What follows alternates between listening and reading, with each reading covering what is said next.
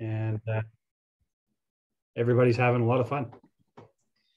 Yeah, we actually ran it outdoors just because we have extremely limited gym space. So we were able to add a second night of field sports. So we had a more like traditional night where we ran soccer and ultimate, and then we ran flag football also with spike ball and blitz ball. We ran a new, my colleague actually ran it last year during like the extreme of COVID, and it was pretty fun. So yeah, it was great. Yeah, and Megan, sorry, go ahead, Layne. Oh, I was gonna say, we ran spike ball in the summer and this fall semester too. And the summer league was outdoor. It was really well received. And then we had 22 teams in our fall league, which is indoors, and that filled up. And we've had some issues with like people showing up. Not surprised, just with like COVID and I think people getting back into commitments and stuff. But we've actually partnered with it's Edmonton RoundNet, and they've been a great support of getting people to register for our programs. Yeah, we partnered with Calgary RoundNet as well.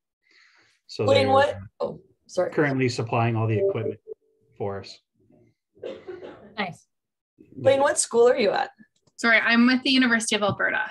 Oh, okay. I was just going to say that if folks maybe want to edit their names with your school, just if people have things they want to follow up about, they'll know where to find you. That would be great. So we ran a spike ball league as well in the fall outside, and it was the first time we had run spike ball, and we had 20 teams. So we actually did it in the end zone as we had flag football going on kind of widthwise across our field, just to be able to kind of get it in and find space in the limited space that we have. So yeah, I was surprised with how successful it was. Yeah, that's one good thing about spike ball is you don't need a ton of facility space, which is usually what everybody is lacking. So you ran it indoor. Ian, how many spike courts would you put on like a basketball court, say? Well, right now we're just using 6. We're in one of the gyms, so like, I mean, the space is kind of unlimited. I could probably do more. I mean, it was well received. So like, obviously in the winter, I'm going to expand it, hopefully get more teams. In that gym, we could probably put 20 things in there.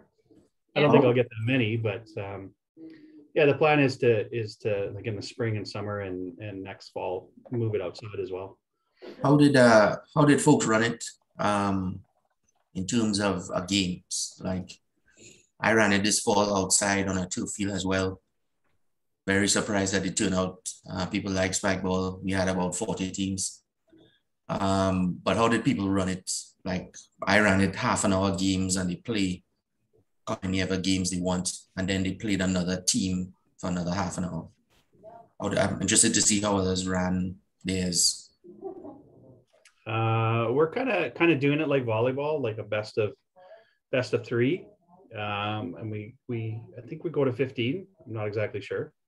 The Calgary RoundNet guys are actually facilitating everything for me, so I've got a volunteer. Yay! Don't have to pay anybody. Nice.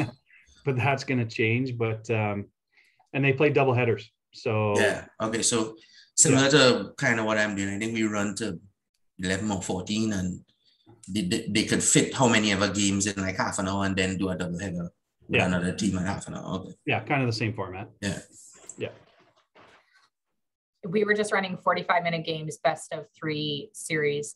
I'm like Ian, I couldn't tell you what they played too. I found some, they actually did run some spike ball last year while I was on leave. And I just ran with what they were doing. So I think I found some like international spike ball rules and like, here you go, follow these.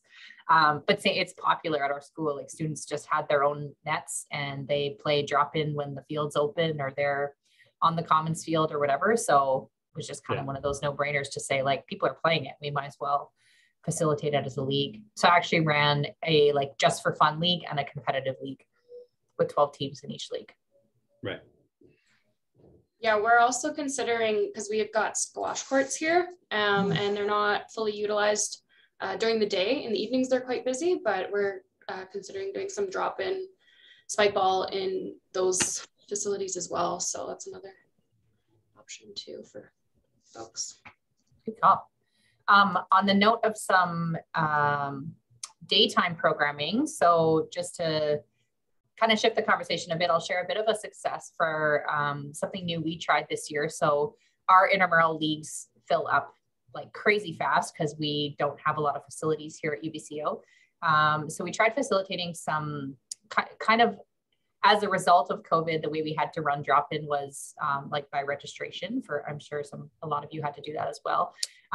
So we continued with what we called register and play. So it was more just a set time for a specific drop-in sport. So I had like 2 hours of badminton on Tuesdays and Thursdays. You can register from 12 to 1 for $10 for the whole semester, which is what our intramural league fees are. Or you can register from 1 to 2, $10 for the whole semester. Basically just knowing that if you were coming to play, I had some drop-in volleyball, badminton, and basketball, just rather than coming in like hoping there's other people here, knowing that there would be other people there to play volleyball with you, play badminton with you, play basketball with you. And it was actually a pretty good success. Most of them ran for the duration of the semester. Some of them are still running. So yeah, it was a great way just to kind of help add more people into our sort of intramural program that maybe we're missing out on being able to register for leagues because we have wait lists like crazy, which also help utilize some midday gym time for students, which is good because our drop-in time is like nil.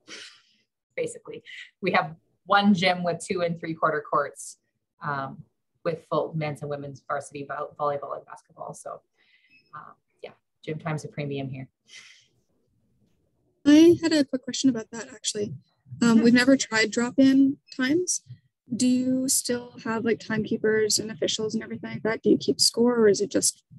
No, it was very like self-refed, self-ran. I basically just facilitated getting other people there to play with you. So, I mean, yeah, we set up the nets for badminton and volleyball, but the participants ran it themselves. I kind of played it by ear to see. Wasn't too worried about badminton and volleyball, but didn't know if basketball would get like heated or anything like that. So I was prepared to have scorekeepers or refs if I needed to, but that was really not my intention. Thank you.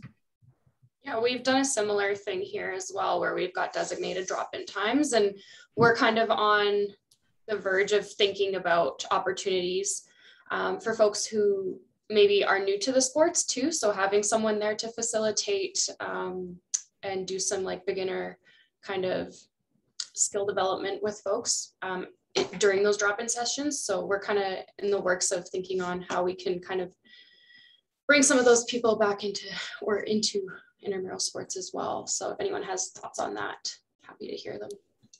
Yeah, has anyone else ran any like learn to play type activities to more teach the sports? That's kind of what you're thinking, Kristen? Yeah. Yeah, we have drop-in times and they're really popular, but just thinking about some of those folks that maybe didn't play those sports in high school or don't know where to start, and just having someone there to kind of help facilitate that.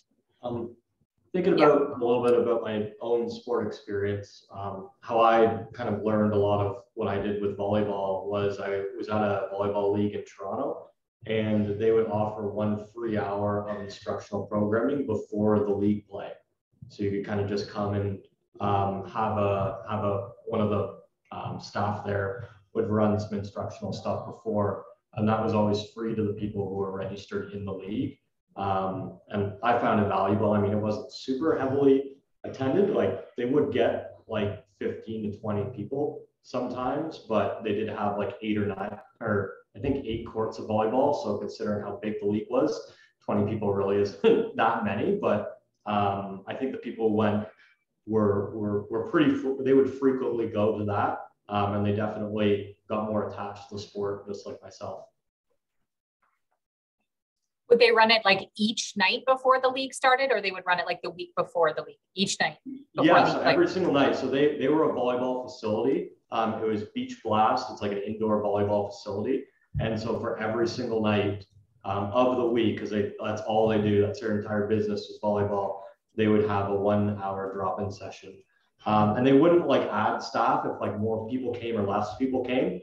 And each day they would kind of focus on like a different skill. Serving seemed to be a really common one that they would do. Yes, I'd say serving they did every single day, and then they would add one thing. So like serving and bumping today, or serving and volleying, sort of thing. And yeah, I thought it was a really good structure to add on to the league, and get some people who say were, you know, your gym class volleyball player actually enjoy the sport a little bit more by upping their skill kind of as the league went on. I Awesome, did thanks. have a question for you though. Yes, Layne. sorry, I was getting to your hand. Thank you for your patience. No, it's okay. I was wondering with your actual drop-in though, when did you have like a gym attendant? That's kind of the way I would frame it. Not necessarily to organize the activity or anything like that, but just there and present. Like you identified, basketball can get a little bit heated at times. So really just kind of a body in the room is what I'm wondering. The way our facility is set up is we have like our gym is right across from our customer service desk, and there's windows into our gym. So, I mean, our customer service staff kind of kept a loose eye on it, and it kind of checked in for the first couple of weeks to see how it was going. But no, like I said, I didn't plan to have somebody there, but I was prepared that I might need to. So I kind of had my intramural staff like on standby to fulfill some of those midday shifts. But it turned out to be very like self-ran. Yeah, I was running it less of like a program, but more of just a, yeah, I guess like facilitated drop-in is kind of how I refer to it. For like, you want to play basketball, like I've made 12 spots for other people who also want to play basketball on this day at this time to come and play drop-in basketball with you. So it was really meant to be, I mean, if 12 people showed up, then yeah, they would play more of a game. But typically, like everything, with 12 people registered, there would be a handful of people showing up. So they were mostly just, they might play like a 3-on-3, but we're mostly just shooting. Volleyball, on the other hand, was playing like full-on games. And same with badminton. We have a really active badminton club here, and they are like always like gathering for more gym time. So we had a lot of badminton club participants in the badminton register and play. So again, they were just like jumped right in, doing their own thing, facilitating their own games. Which was totally fine. I know that you charged a fee for it. Was it paid per session or paid for the whole semester? No, I did it like register for the whole semester. So we have really subsidized intramural fees here. It's $10 per participant for the semester. So I did register and play the same way. So you were registering for badminton on Tuesdays from 12 to 1 for $10 for like eight or 10 weeks. So it was also, we've had groups when staff were on campus full time, like a group from IT that would come and play drop-in volleyball all the time. And the only way for them to do that was either to pay drop-in like each time they were coming, or to have a membership. But they were really only coming like once a week to do one specific activity. So that was also kind of like filling that void of saying like, here's a super affordable option for you to come play volleyball this once a week. Unfortunately, that like entire group of people who have played drop-in volleyball for like the 11 years that I've been here are not working on campus. So they didn't even participate in it. But yeah, students did. So that was great. Any other kind of success stories or questions? Were there any issues with intramurals? Dare we talk about like dreaded COVID protocols? If anyone has any like thoughts about that? No? Any like reffing issues people want to talk about? Concerns? I mean, I don't have reffing issues, but I'm just struggling to find staff. Yeah. And find staff that have the experience or are willing to obtain the experience. And so, yeah, but like we don't have as many students on campus.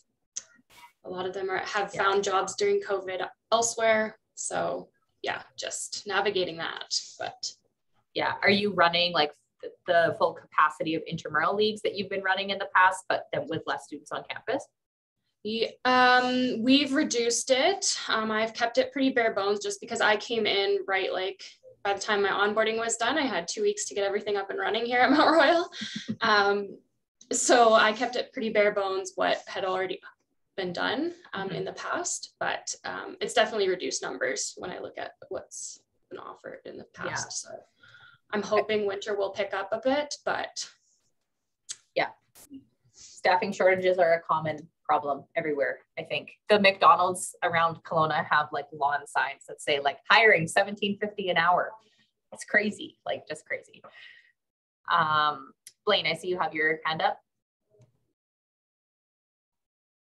Yeah, staffing's been an issue for us too. Like we seem to like get some, and I think it's just like a learning curve for everyone on like what it's like to be back as a full-time student and then also working a part-time job, where last year they didn't have that. So we've had staff, but I'm finding some are resigning just because they're like, I have too much on my plate. And so yeah, it's been interesting. So I just had a comment on like masking protocols and how that's going for everyone, because right now our protocols are you don't have to wear a mask if you're actively engaged in physical activity, but as soon as you're back on the bench, that mask has to go back on.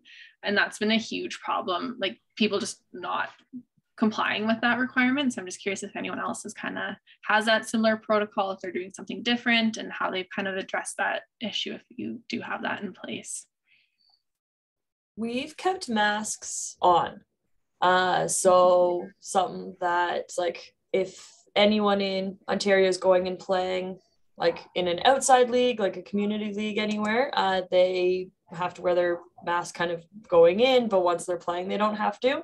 But for us, just to stay on that safe side and cautiously optimistic, I guess, as we move forward, we have just masking at all times is mandatory. So the only time that students can take their mask off is on certain like cardio equipment that's specifically marked.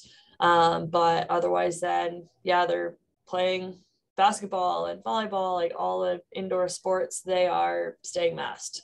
Or then doing mask checks as they naturally just fall down and whatnot. But yeah, so we've kind of avoided that a little bit, but yeah, it's still a constant reminder that they need to have their masks on as they're in the building and all around.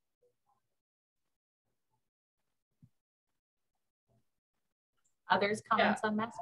Yeah, we're about the same. Like we have it so that if they're on the court playing, they don't need to wear them.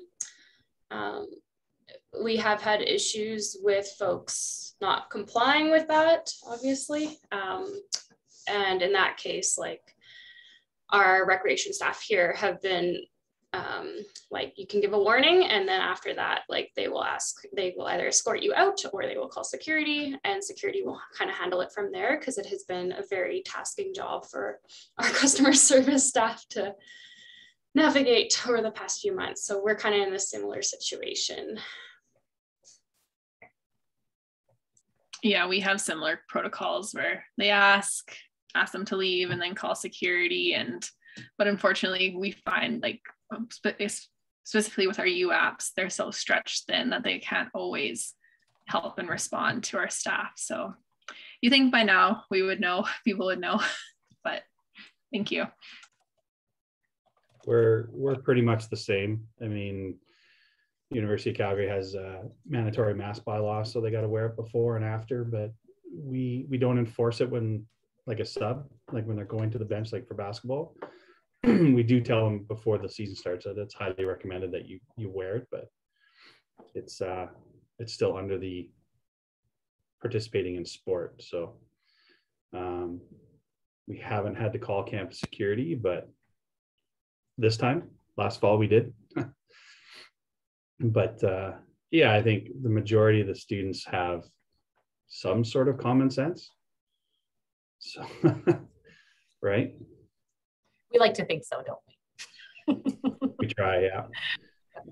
Kevin, going back go to Kristen's employment, one of the things we have a page on our website about employment.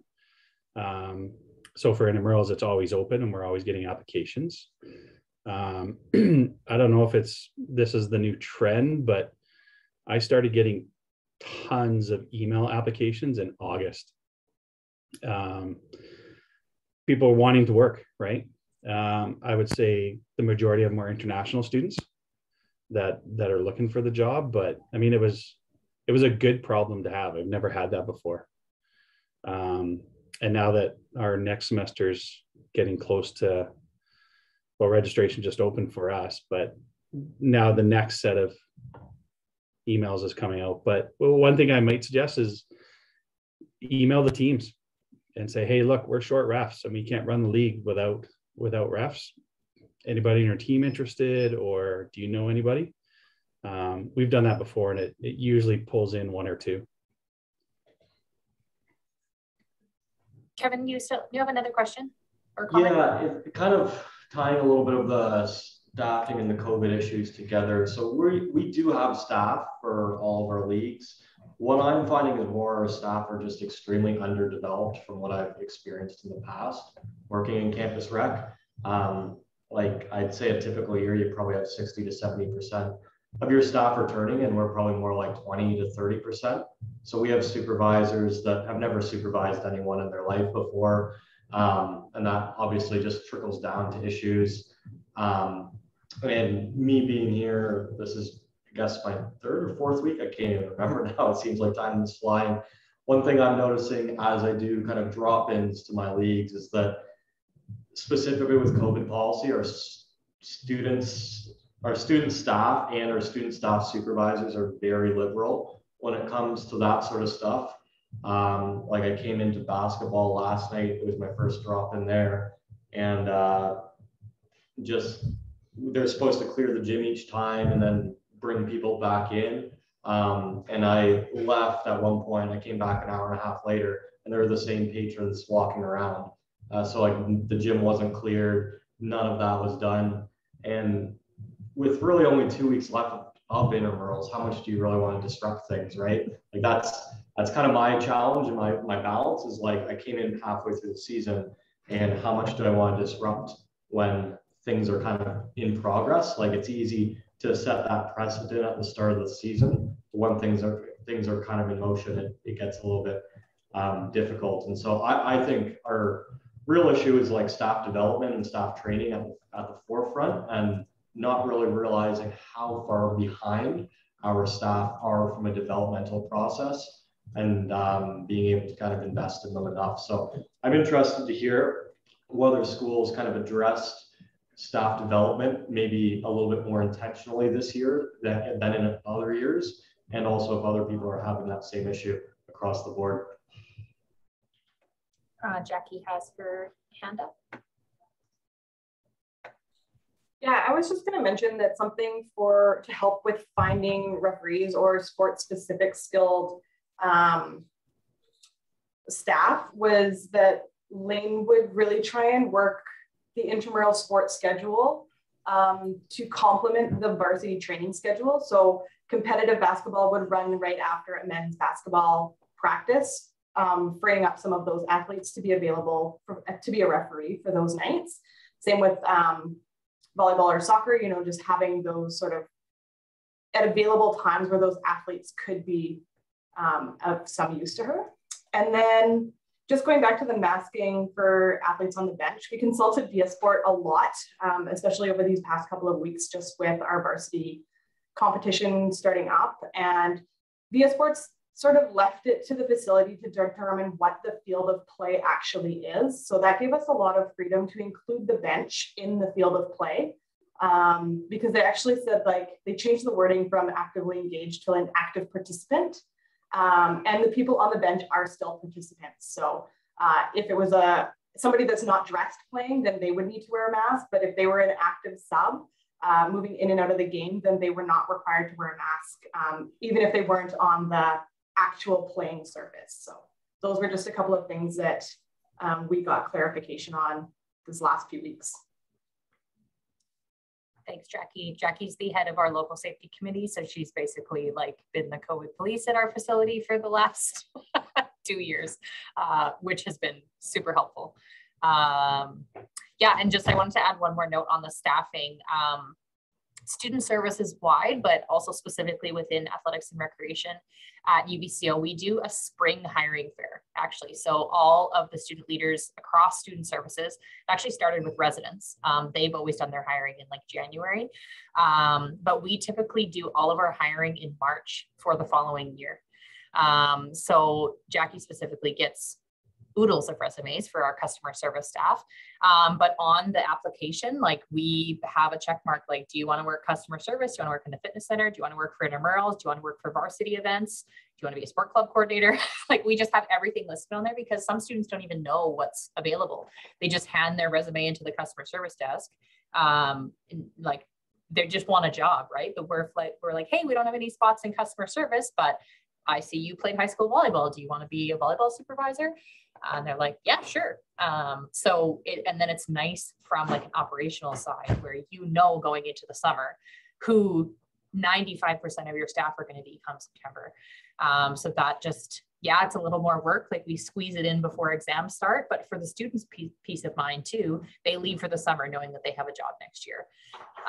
There are typically a couple spots left open, like again, on Jackie's team specifically, just because she's the largest team, she employs almost 50 staff.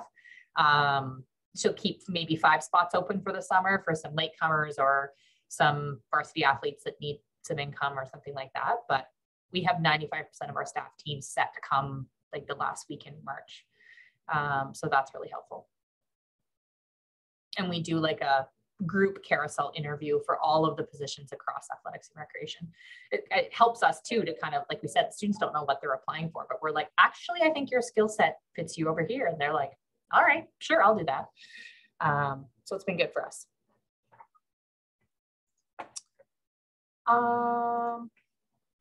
Anyone else has anything come up throughout the conversation that you were hoping to ask some questions about? Other things you were hoping to address? Any like crazy stories from intramural leagues this semester? Anybody have any sports that just absolutely died?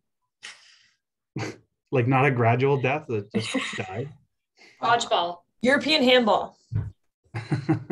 I suspect that's coming for inter-tube water polo. We didn't run it this semester. It's also not being run in our residence leagues. And I have a feeling as we try to run it next semester, it's not going to fly. So Kevin, we did not run it in the fall, and there was actually students that noticed and asked for it. So we held back just because of the staff required to run anything in the pool, and just unsure of kind of what, like all those restrictions and things that way, especially since we kind of got a last minute, hey, you're good to go the beginning of the year. And yeah, students actually asked for it. So we actually, for our fall winter seasons, we run 3 different seasons throughout the year, but for a fall winter season that's starting next week, we actually have a full, like pretty much full league for it. So don't count it out yet, but potentially. One that I was actually really surprised is I have 49 ice hockey teams, men's and women's ice hockey teams. I think the most I've had is like maybe 43 in the past.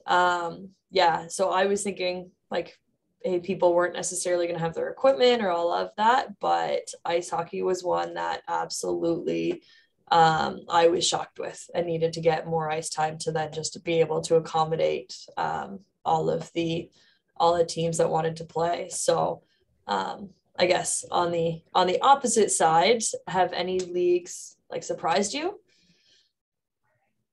Ian, sorry, just to continue, Ian, did you have one that died? Is that why you asked that question? Yeah, my recreational soccer league just absolutely like nothing. Really? But Soccer. People will play. Yeah, but people play competitive. And the other 2 were ultimate and flag football. Really? Wow. Yeah. And that kind of happened pre-COVID.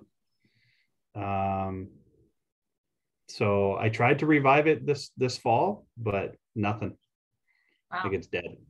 My flag football has always been pretty low. Like sometimes I've run like a 14 league, but I'm always like, if I got 4 teams, that's enough. Yeah, I've done that as well. Just to go with Megan, usually my hockey is full, but it's less than 50% this semester, but I'm just attributing that to COVID, and people were scared, and I'm fully expecting it to be 100% sold out in the winter. Yeah. So, Kristen, were you about to reference a success story or a challenge? Well, I was just gonna say our futsal, like indoor soccer, and our dodgeball have just like, I've got 3 or 4 teams in each of those, so they're like tanking as well a little bit right now. So we're trying to revive those. And then pickleball blew up way more than I expected. Everyone was playing pickleball with grandma through COVID. Pickleball is so much fun. I have like probably close to 60 participants. Wow. That's awesome. So yeah, like 30 teams. It's wild. People are moving indoors. It's cold out, so they're looking for indoor space to play. And so yeah, we're currently actually creating a new program plan for it, just to make it more efficient, a little bit more structured, because we kind of had it operating almost as a kind of a drop-in flex play kind of intramural program, but it just needs the more structure now. So yeah, we're revamping that because it blew up bigger than we expected. I don't run a lot of like non-traditional sports other than the spike ball and the blitz ball that I brought up before. But all of our leagues they just exploded this year. It was crazy. And I just kept adding leagues and they just kept filling. Like I was scrambling, but there were so many students that wanted to play. And I was just like, we got more field time on Sunday. Let's add a soccer league full. I was like, oh, let's squeeze in some gym time on a Sunday night. Another basketball league full, another volleyball league full. Like it was crazy. I think students were just so excited to be with other people and get out and do things. And I've had more intramural participants in this last semester than the last 11 years that I've been here. It's been insane. Yeah. I agree. I think the students people in general have just been desperate to play sports for the last 2 years, right? Yeah. So, I mean, just like everybody else, I'm limited with facilities because of athletics and other stuff, but my basketball league is sold out, 48 teams. I have 40 teams in my volleyball leagues, which is 100% sold out. So dodgeball is pretty traditional with numbers, but yeah, I mean, people are starved. And I think just to be on the optimist side, I mean, as long as numbers keep going the way they are, I think everybody's winter semester is going to be better. Yeah. It'll be interesting to see like how many of those sports die forever, or are they just, is it something about the sport? Like you said, ice hockey, is it too like in your face that, no pun intended with COVID, but like, yeah, is that sport too scary for people during COVID? Do they feel more comfortable playing something like pickleball, or is it has the sport just ebbed and it's going on hiatus? Andrew, you said your European handball is down. Like, has that always been really popular, or is it sort of ebbed and flowed? So I think that was mine. Was that you? Sorry. Yeah, no, that's okay.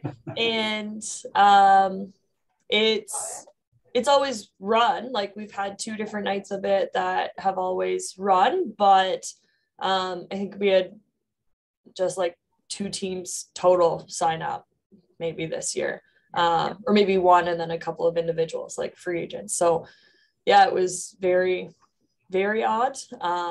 But yeah, so we'll have to see, because chook ball like this season right now is popular. So, and they're similar-ish sports. So we'll have to just wait and see next year to see what happens. I think the other one that was mentioned was dodgeball as not doing so well. Yeah. How, just since you brought up free agents, how do you guys run your individuals or your free agents? Do you put them all on a team together, or do you like have a list where you farm them out and they can join other teams? Yeah, so we will get all our individuals to register and then they join the individual's team. So if we have multiple teams, then we'll split it up accordingly to like for genders, if that's something, or then skill level. And if they have requested to play with other people, then we'll put them on the same team. But yeah, we get all of our individuals to kind of create their own team. And then we've actually had or seen those individuals then create, like, stay connected and create a team for our, like, for a next season or for the next year. So as an example, already know this year that our outdoor ultimate frisbee individuals, they've decided to make an indoor ultimate frisbee team, and they've registered and are getting ready to play. So a great way for those students to be able to kind of meet each other that way. But then there are some times where we need more players, so we're pulling from like staff and whatnot, that it's okay, we just need to fill the team so they're not forfeiting or defaulting each week. Yeah. Is that kind of how the majority do it? You basically have an individual team. Now the individuals go on the team. Yeah, this year. We do a similar thing, sorry. If we only have like a couple of free agents, then we'll just ask the other teams if they have room for another person or two on their team, just so that we can get as many people playing as we can. And then we also have like a partnership with our Indigenous Center on campus. So they also put in sometimes free agents as well, or their own teams as well. So we kind of coordinate with them as well to make sure that works.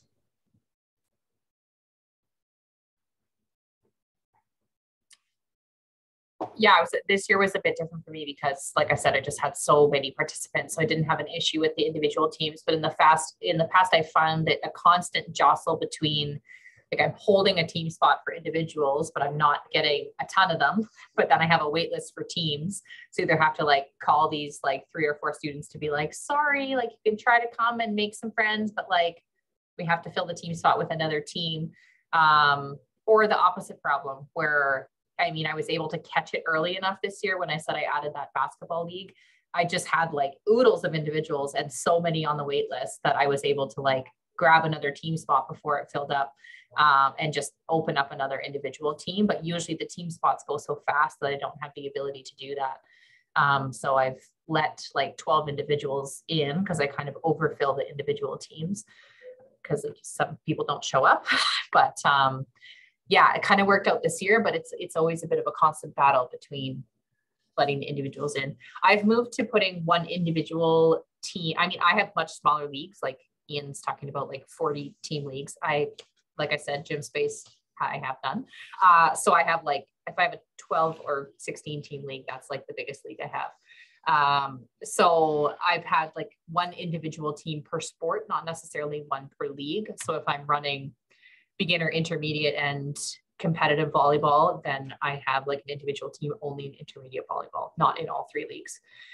But then again, this year I probably could have had one in each league, but I don't know. It's a constant battle of pivoting, trying new things. Any other things that have come to mind for folks that they would like to address with the group? So I was just going to mention, we just got to reopen our pool after a couple years, and we're looking for pool activities, and the inner tube water polo is one thing we're going to try. But we've heard of other things like spike buoy, so spike ball in the pool. Just wondering if people have any experience with that, or maybe pool basketball, or even cross net H2O. So just kind of any input on that would be helpful. Fun. We don't have a pool. I'd say inner tube water polo is definitely one. And yeah, students, well, I guess for most of them, students don't need to know how to swim. We used to have basketball nets that we could use on the side of our pool, but we got rid of them after too many people would hang on to the rim and pull them down on themselves, because they're just then movable that way. So something to keep in mind. We've also done water volleyball. So we'll use the flags that go across the pool. So we used an old set as kind of the net for then being able to play that. And then the outlines on the side, we've used the markers on the bottom of the pool, kind of the lane markers that way. So we've done that, as well as then underwater hockey. So we don't run it anymore. It's just one of the ones that has slowly kind of lost interest, but it's pretty much kind of like mini sticks and a weighted puck on the bottom of the pool. And you have to push the puck along the bottom of the pool to get it within like the goal, which is a 4 or 3 foot section kind of on the side of the pool. So you play widthwise across the pool. So those are the other ones that kind of we've done. But I'm interested about the spike buoy. Like how is that set up? So I just looked at it. It's actually something you can buy at Canadian Tire, and it actually takes a normal spike ball net, and then you weigh it down so it stays put in the pool. But like I said, I haven't never actually seen it being played, and don't know. I was interested as soon as you might mention spike ball, because we did an outdoor tournament and we're interested in bringing it indoors. And of course, we're just a little concerned with people are pretty competitive and they dive. And I don't know, I guess we should recommend like volleyball padding or something like that.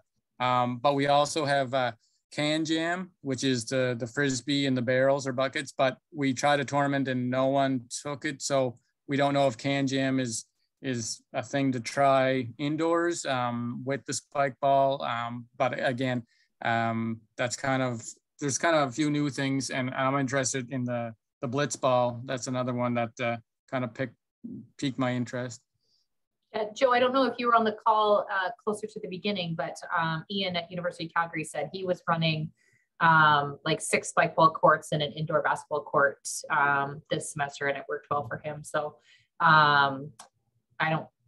Ian, was there any issues with like people diving, playing spike ball in the gym? Joe at St. FX was just not sure about people playing spike ball inside. No, everybody seems to be having a blast. I mean, we played on the turf field, which is like probably more road rashy than playing on the gym court, I would guess. Yeah, I mean, I don't see it being any different than people diving, playing volleyball on the courts either, right? Yeah. You're still going to get those raspberries. I went in there before our reading week, and there's a few guys wearing knee pads and stuff, but the majority aren't, and everybody seems to be having fun. So. Yeah, Megan, I'm just guessing. I don't know. I used to be a lifeguard and a swimmer. They must play spike buoy in like fairly shallow, like waist deep water, I would guess. It's just more like resistance. Do you know, Joe, from like seeing the picture on the box at Canadian Tire? I actually don't know. I just, this is gonna be look it up and see what I'd find on the internet, I guess, how it is being played. I think it's probably designed for like a family pool at home to play with the family. But I mean, I think it could be, I know when we did a survey, they really took interest in the pool basketball, and we did look at nets, and the nets, there was 2 different styles, and one was like a portable one that was I think a little bit higher. So you if you did play, it would be more difficult to hang on to the rim. So I think that's a little bit of a safety concern hopefully out of the way. But yeah, spike buoy. It's kind of like I said, we're really trying to go all out with the pool stuff since it reopened and really get the interest. So inner tube water polo looks like it's going to be, the students, when they tried it, the executives and referees and intramurals, they said it's going to be epic. So that's always a good adjective. So we're happy, but we do want to try some new stuff. So if anyone finds out anything on spike buoy, or like I said, there's CrossNet H2O, CrossNet in the pool. That's something, I don't know. We know it's in the human kinetics program, but we didn't put it into the intramurals yet. Sounds the fun. Classic phrase for everybody. It'll be epic. Yeah, the students think it's going to be epic. Everything's epic. Everything's epic. I was just gonna, did anybody else have anything to add to that, or other thoughts, things to discuss, questions for the group? No? Yes. Oh, sorry. Layne, yes, go ahead. Quick question on how everyone's like women's leagues are doing. Because, sorry, I just started with the intramural program in September with U of A, and our women's basketball league, volleyball women's league, and our women's futsal league, they all didn't run because we just didn't have the participants. So I'm just curious if anyone else is seeing that, if this is just a COVID thing, or what other trends you're seeing. I don't run them anymore. I mean, every year I get lots of interest, and whenever I open it up, I just don't get the participants. So it's not really worth the manpower to set it up. And I just refer them, go play in the mixed leagues or open, right? Depending on what they are. But yeah, I mean, when I first started at UFC, we had a women's basketball, women's ball hockey, women's volleyball, and then they just gradually died. And yeah, it's easy to get enough people to make it viable, unfortunately. Thoughts from other folks? I was gonna say our women's soccer outdoor, I continually offer it the same day as the men's. So when there's not as many women's teams that sign up, then I can increase the capacities on the men's teams. Because we don't get the interest for outdoor. But then typically in our winter season, when we offer women's indoor soccer, we get at least one day to run. And then the same for basketball. We offer 2 different days, like the same days that men's runs. And normally we get one of like enough teams and individuals for one of those days to run. But actually this year we got enough teams for both days to run. So yeah, so that's been kind of a good outcome that way. But a lot of our other sports are co-ed or open. So not a lot of kind of single gender, or not as much. And then like I said earlier, like our women's ice hockey is running right now, like in conjunction with our men's, and there's 9 women's teams. So it's doing fairly well, but yeah, a lot of our other sports, then we specifically keep it to open or co-ed for that reason. Yeah, for us, we've kept it open as well, so we don't have any gendered leagues or divisions, just for inclusion purposes. So Yeah, 2 years ago, I shifted all my leagues to skill level. I have no gender divisions in any of my leagues. So it's all beginner, intermediate, or I called it just for fun, intermediate, and competitive. And that has seemed to work out. It is a bit sad to see, like even in just looking at like the championship pictures, how few girls are playing. But as I've referenced before, we also have an extremely limited amount of facilities. So we just try to get as many numbers in as we can. So it's unfortunate, but that's kind of the world we're stuck in. I'm not sure how much it fits into most of your job descriptions, but are there any events, whether they're like intramural tournaments or other like campus events that have been maybe not this year with campus capacity being down for most people, but any success stories or anything that folks want to share with the group as far as intramurals, events, tournaments, campus events? So I'll tell you a little story. We had flag football for years, and it was a big success, and really people loved it. But with COVID, that changed. So we had to get creative, and we actually brought back soccer baseball, and they seemed to have quite a bit of fun, and the residents put in teams. It was a good chance for them to meet each other. But obviously with the improvement with COVID, they do want to bring back flag football, so it probably will come back, but we probably still will do a soccer baseball tournament. It's pretty fun to bring it back, the elementary sports, I guess. Yeah, that's awesome. Anyone else? We're running our Red Eye tournament on Friday, and our registration is full. So I think students are pretty excited to have that back. And it's our first tournament that we've had our registration fill up. So are those typical like intramural activities that happen during Red Eye, or can you refresh us? I know I've sat through a conference presentation once, but maybe not everybody knows. Yeah, so Red Eye is like a multi-sport overnight tournament. It starts at 11 p.m. and it runs to about 6 a.m. We play like a mix of like your typical intramural sports, but then we also do some more unique ones. So an example of a more unique one is paddleboard basketball that I believe was created by a rec fac a few years ago.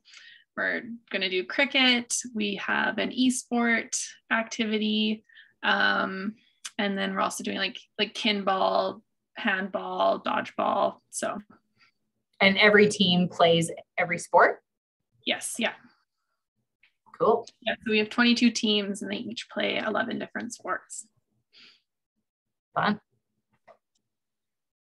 We're doing a new event this year because actually I had found a few years ago that a lot of our teams just defaulted the closer and closer we got to final exams. So I actually end all my intramural leagues before the Remembrance Day reading break. So I run 6-week leagues in the fall. And then I run 2 different leagues through the winter semester. So to kind of fill this void of time between reading break and exams, I won't take credit for this. It's mostly our well-being coordinator that's coordinating the event, but we partnered with the Global Engagement Office and Indigenous Programs and Services, as well as a number of student clubs. And we're running an intercultural sport series. I'll just post in the chat here so you folks can see what it's all about. So it's a variety. We basically went to all of the cultural sport clubs on campus and we offered to help them facilitate an activity for the student body. So everything from Latin dance to Bakiak, which is like, 4 or 5 people on the skis where you walk together. That's actually like a legitimate traditional activity, which I didn't know. Muay Thai, cricket, traditional Indigenous games, rope skipping, Bhangra dance, Indian cultural dance, badminton, soccer, and basketball. So different student groups are running things in different ways, but the focus is really on like fun and participation. They're not like tournaments, they're more like activity days. But it's a $5 registration fee per activity. But the registration fee goes back to the student club that's coordinating that night's events. So we're trying it for the first time this year, seeing how it goes. Registration is definitely starting to pick up, but it's just a great way for us to partner with, create relationships with some of those more culturally focused student clubs and just kind of offer a diversity of programming and see how it goes. That's something new we're trying here this semester.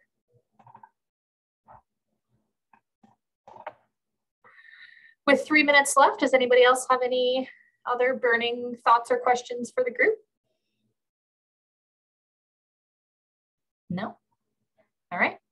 Well, I know that I've found it really helpful over the years to just kind of keep a running list of people to call when you've got questions or you're in a jam. So hopefully everyone in this call can now be added to your list of people to reach out to with questions, concerns, thoughts about intramurals. And I hope not too much more time goes by before I might get to see some of your faces at a conference one day soon. Thank you all for joining the Intramural Drop-In Roundtable. Good to see you all. Nice to meet some of you and have a lovely day. Thank you. Bye. Thank you.